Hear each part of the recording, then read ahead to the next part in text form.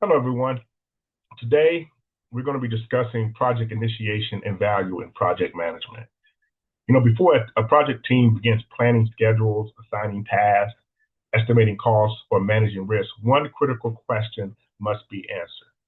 Why should this project exist in the first place? Now, that question sits at the heart of project initiation. Project initiation is the first major phase of the project lifecycle.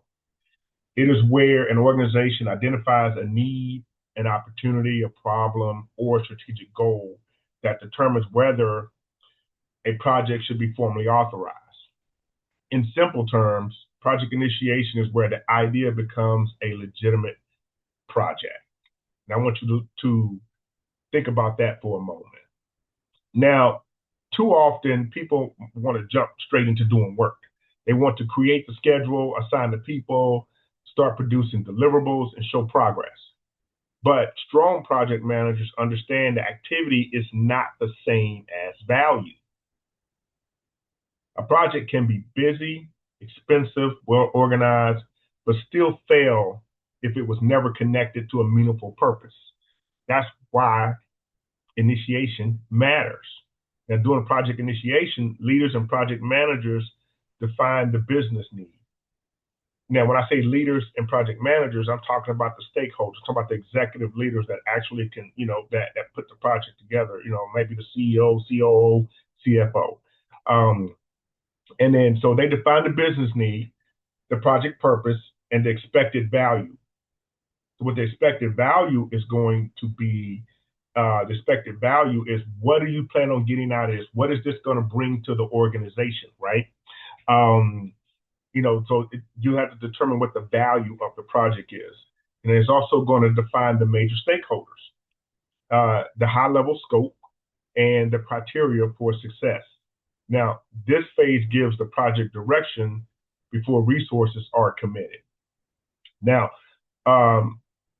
let's talk about the project charter and the sponsor. One of the most important outcomes of project initiation is the project charter.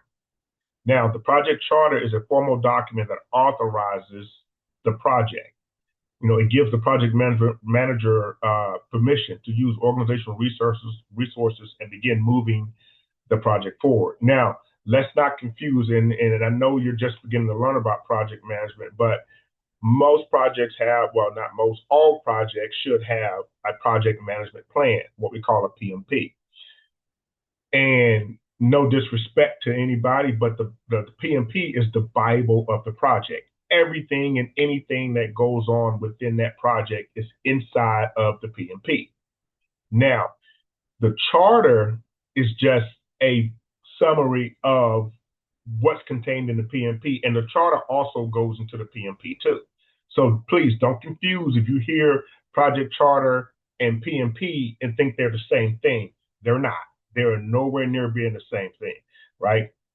The project charter is a summary of the PMP, and a PMP might be 50, 100, hundreds of pages, because like I say, everything within the project is inside of that PMP, right? So, but just so before the PMP can even be developed, and also in saying, talking about the PMP is an innovative and relative document, because the PMP is steady updated, right? It's always going to be updated.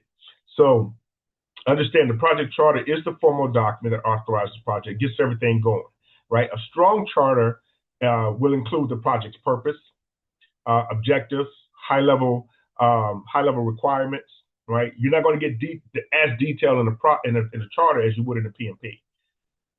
Key stakeholders, assumptions, all the assumptions within the project, any constraints, major risk, mild expectations, and the name or the role of the project sponsor. It's going to be the name and the role, not or. It's going to be and the role of the project sponsor. Now, the project sponsor is also very important during initiation. The sponsor is typically the person or group that provides authority, funding, strategic support, and executive direction. The sponsor of the project sponsor helps make sure the project is aligned with the organizational goals. Without sponsor support, projects will lose all the visibility, funding, or decision-making power. You must have a project sponsor, and that sponsor is going to be the advocate for the project, and that sponsor should have those ability and authority to make those high-level executive decisions about the project.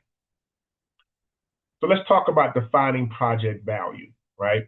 And this is something I love talking about in project management because, like I said earlier, people want to just throw a project together, but they don't think about the value. What is the value coming out of the project?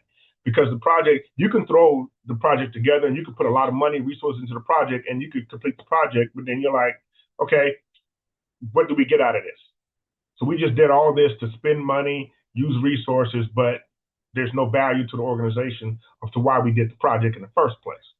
So now let's connect project initiation to value. In project management, value is the benefit the project is expected to create. That value may be financial, operational, strategic, social, educational, customer focused, right?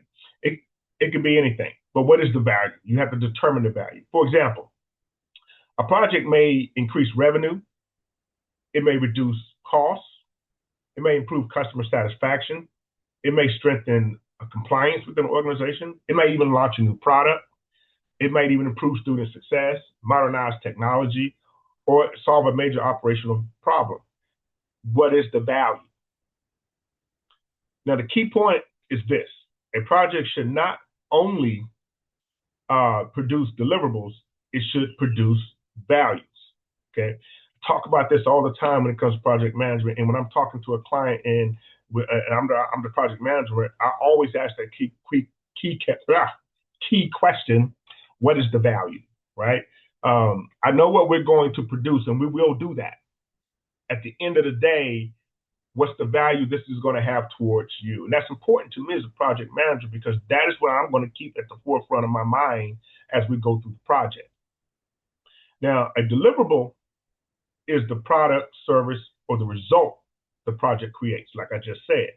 The value is the benefit that the deliverable creates for the organization or the stakeholders. So as a project manager, for me to be successful, I must ensure that not only do I complete the project, because that's my job, project manager, that's my job, is to make sure the project is complete. So I'm going to do that part of my job. But here's what makes me successful, and here's what makes me be a sought-after project manager is because not only do I do my job to make sure the project is complete, I actually make sure that the project delivers the value that was expected, or it exceeds the value that was expected by the organization and the stakeholders. For example, if I'm building a new employee training platform, and that's the deliverable, right? Improving employee performance, reducing onboarding time, and increasing retention are examples of value, okay?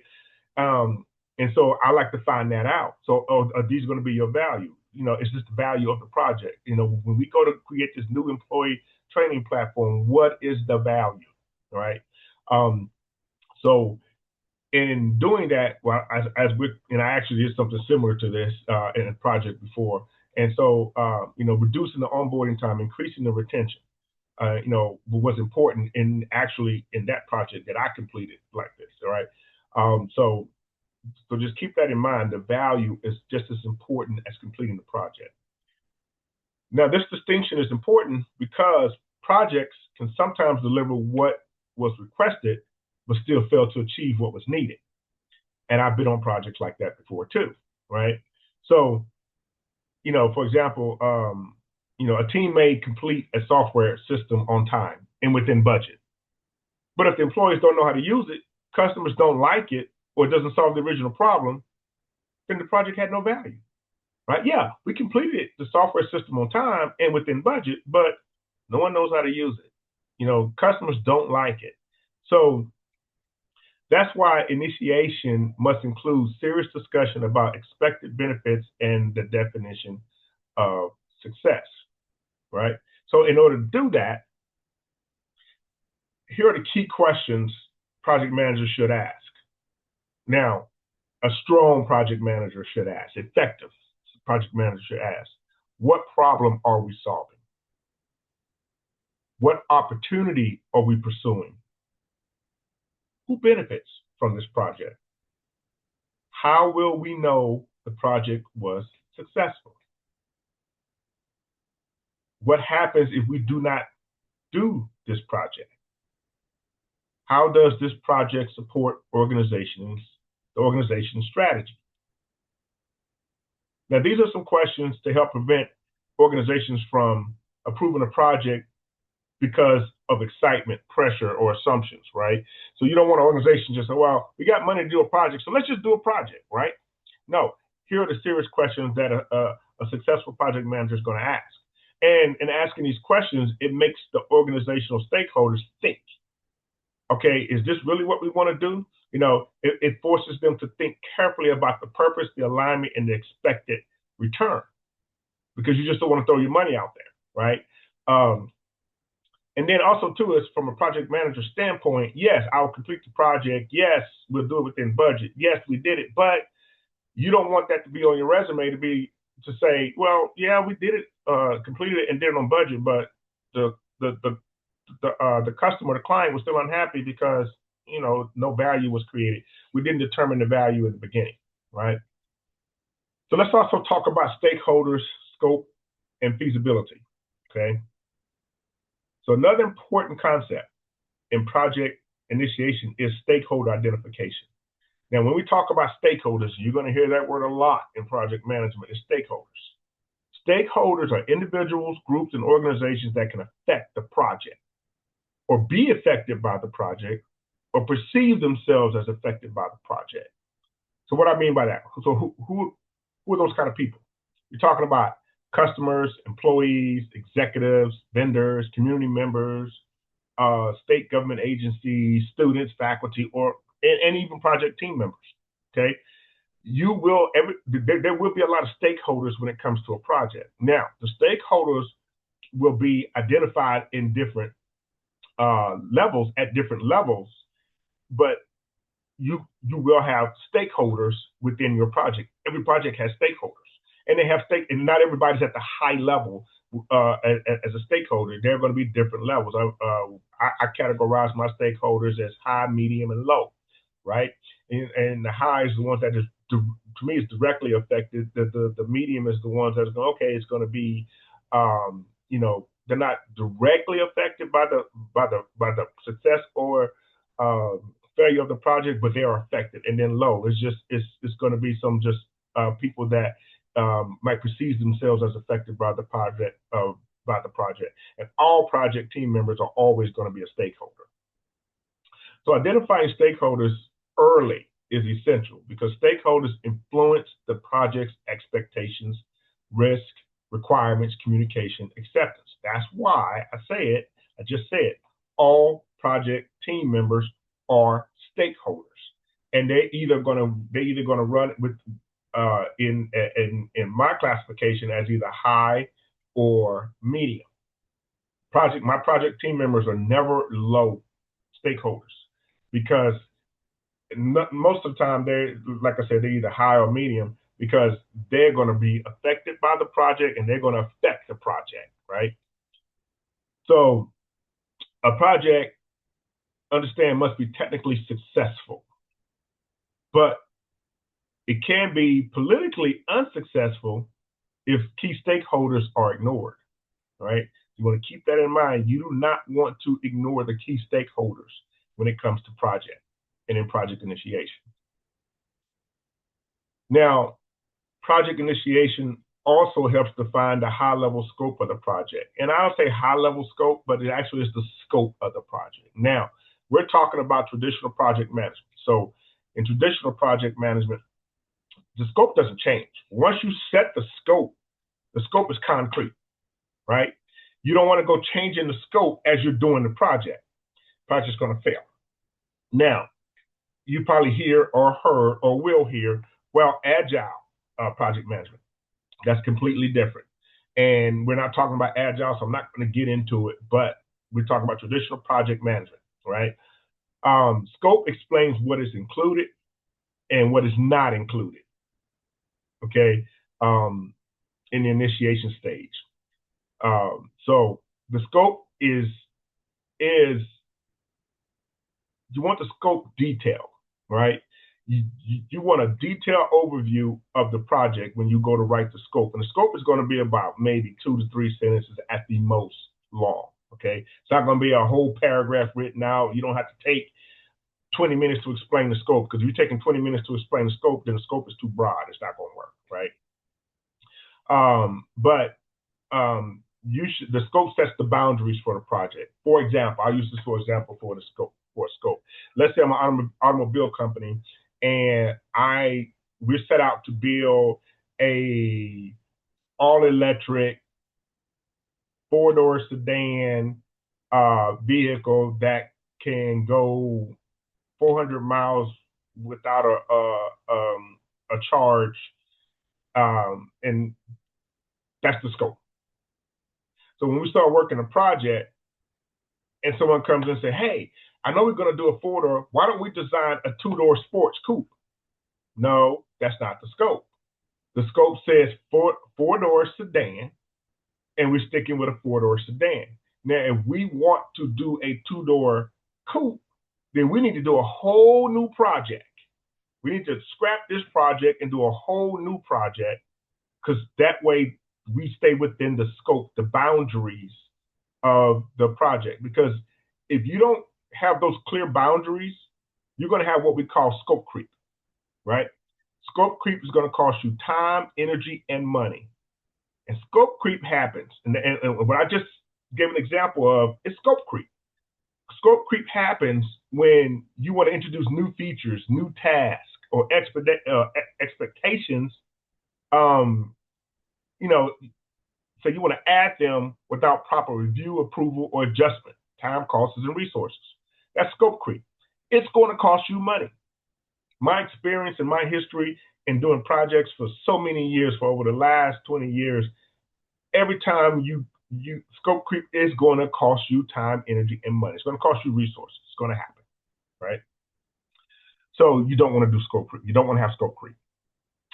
Another important part of initiation is evaluating feasibility. Just because a project sounds good doesn't mean it is realistic. Okay? Is the project realistic? So, as a project manager, you have to ensure that the organization must consider whether they have the budget, the time, the people, the technology, the leadership support, or even the organizational capacity to complete the project successfully, right? So, you don't want to go in and, for example, Reynolds comes in and say, "Hey, how are you as a project manager? Hey, we want to build a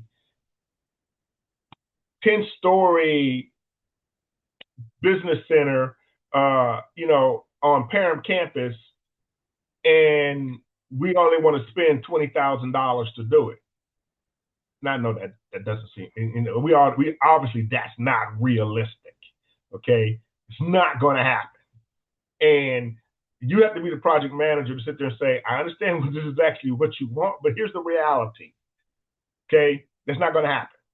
All right, so as a project manager, evaluating feasibility is also important in project initiation. Now, also project selection and types of value. This is where the project selection becomes important. Organizations usually have more ideas than resources, so they can't do every project.